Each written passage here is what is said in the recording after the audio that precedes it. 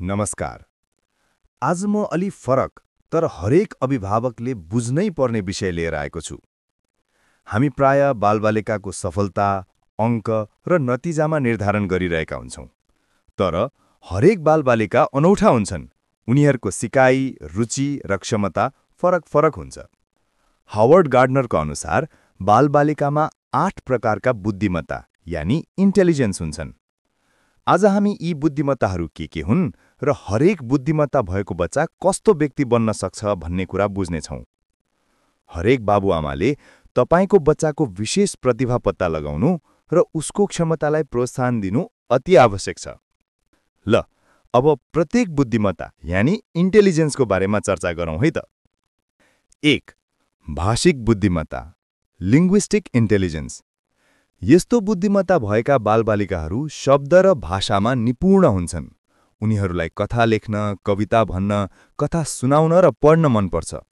यस्ता बालबालिकाहरू प्राय पछि गएर राम्रो वक्ता, लेखक वा शिक्षक बन्न सक्छन्, किनकि उनीहरू आफ्ना विचारलाई स्पष्ट रूपमा व्यक्त गर्न सक्छन्। 2. तार्किक गणितीय बुद्धिमत्ता लजिकल म्याथमेटिकल इन्टेलिजेन्स। यस्तो बुद्धिमत्ता भएका बालबालिकाहरू समस्या समाधान गर्न, गणित र तार्किक खेल खेल्न रुचाउँछन्। उनीहरूलाई सङ्ख्या, प्याटर्न र कारण बुझ्न सजिलो हुन्छ। यस्ता बालबालिकाहरू भविष्यमा वैज्ञानिक, इन्जिनियर वा अनुसन्धानकर्ता बन्न सक्छन्। 3. स्थानिक वा दृश्यात्मक बुद्धिमत्ता। यस्तो बुद्धिमत्ता भएका बालबालिकाहरू चित्र, डिजाइन, रेखाचित्र र रङको संसारमा निपुण हुन्छन्। उनीहरूलाई चित्रकला, मोडेल बनाउने वा वास्तुकला मनपर्छ। यस्ता बालबालिकाहरू भविष्यमा कलाकार, आर्किटेक्ट वा इन्टिरियर डिजाइनर बन्न सक्छन्। 4. शारीरिक गतिशील बुद्धिमत्ता। यस्तो बुद्धिमत्ता भएका बालबालिकाहरू शारीरिक गतिविधि र खेलकुदमा चतुर हुन्छन्। उनीहरूलाई खेल, नृत्य, अभिनय जस्ता कामहरू गर्न मनपर्छ। यस्ता बालबालिकाहरू भविष्यमा खेलाडी, नर्तक वा कलाकार बन्न सक्छन्। 5. सङ्गीतात्मक बुद्धिमत्ता।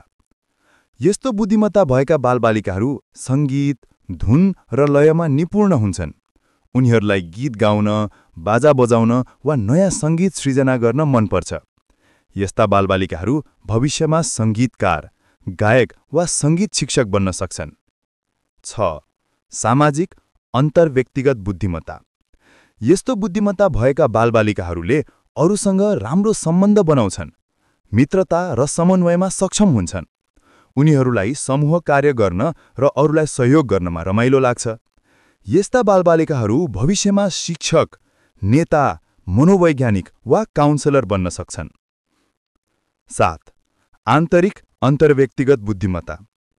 यस्तो बुद्धिमत्ता भएका बालबालिकाहरू आफ्ना भाव, लक्ष्य र क्षमता बुझ्न सक्षम हुन्छन्। उनीहरूलाई ध्यान, योजना बनाउने र आफैसँग काम गर्न रमाइलो लाग्छ। यस्ता बालबालिकाहरू विचारक, लेखक, मनोवैज्ञानिक वा दार्शनिक बन्न सक्छन्। 8. प्राकृतिक बुद्धिमत्ता। यस्तो बुद्धिमत्ता भएका बालबालिकाहरू प्रकृति, जनावर, बिरुवा र वातावरणमा चासो राख्छन्।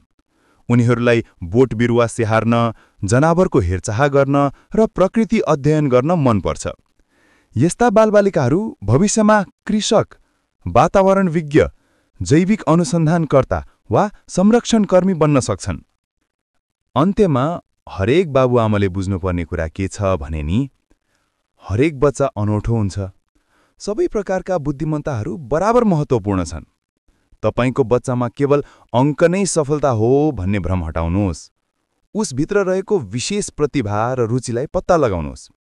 उसको क्षमता पहिचान गरी प्रोत्साहन दिनुहोस्। यस्तो बच्चा खुसी, सक्षम र आफ्नो जीवनमा सफल हुनेछ। याद राख्नुहोस्, हरेक बच्चा आफ्नो तरिकाले चम्कन्छ। यदि तपाईले आफ्नो बच्चामा रहेको बुद्धिमत्ता पत्ता लगाउनु भयो भने अङ्कले मात्र नाप्न नसक्ने अद्भुत क्षमता उसमा विकास हुन्छ। बच्चालाई बदल्ने प्रयास नगर्नुहोस्।